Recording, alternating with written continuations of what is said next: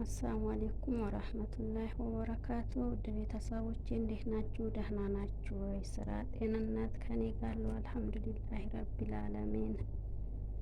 እስኪ ዛሬ ሰራው ሰላጣ ላሳያችሁ። ያው ብዙ ጊዜ ሰራለሁ ለመቅረጽ ስለማይመቸኝ ነው ማለት ነው።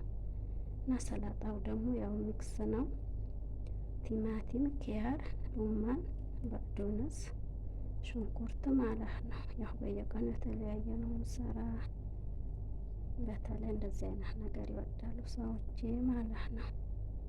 እና ላይክ ሰብስክራይብ አድርጉኝ፣ አበረታቱኝ ውድ ቤተሰቦቼ።